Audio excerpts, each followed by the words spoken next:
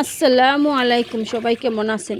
আখির সংসার চ্যানেল থেকে আমি আখি বরাবরের মতো আবারও একটা নতুন ব্লগ ভিডিও নিয়ে আপনাদের মাঝে চলে আসলাম।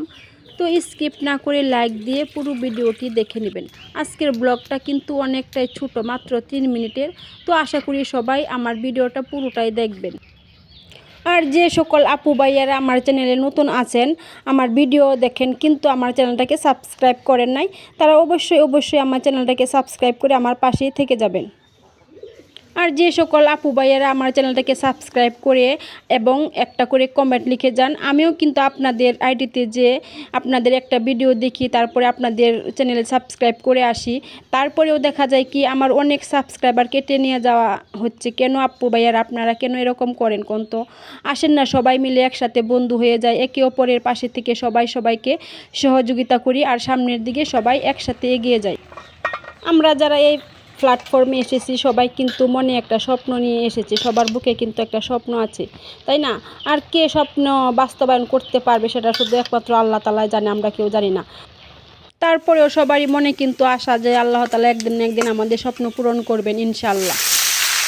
আজকে হচ্ছে মনটাই অনেকটাই খারাপ, কারণ হচ্ছে স্বাধীন অসুস্থ, আর সন্তান অসুস্থ হলে তো মায়ের যে কেমন লাগে সেটা শুধু যারা সন্তানের মা আছেন তারাই বুঝতে পারবেন, তাই না? আর এই তো আমি হচ্ছে আগের দিনও হাসপাতালে গিয়েছিলাম, স্বাধীনকে ডাক্তার দেখিয়ে আসছি।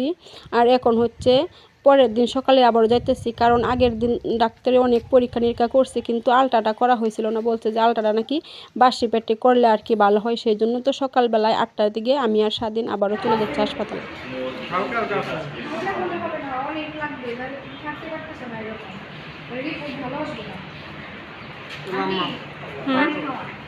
পানি খাওয়া স্বাধীন,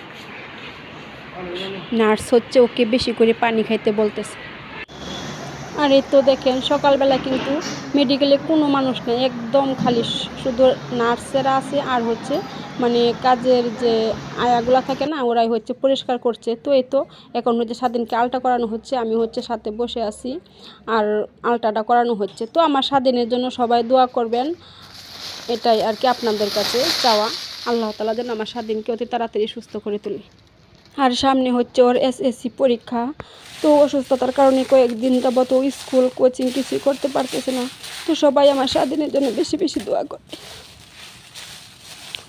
আর এদিকে কিন্তু আমি বাড়িতে চলে আসছি, আলতা করানো শেষ হয়ে গেছে, আমরা বাড়িতে চলে আসছি। আর এই তো এখন হচ্ছে শুকনো মরিচগুলো আগে এনে রেখেছিলাম, তো সেই মরিচগুলো এখন আমি রোদ্রে শুকাইতে দিয়েছি। তো আজকের ভিডিওটা এখানেই শেষ করব। সবাই ভালো থাকবেন, সুস্থ থাকবেন। আল্লাহ হাফেজ, আসসালামু আলাইকুম।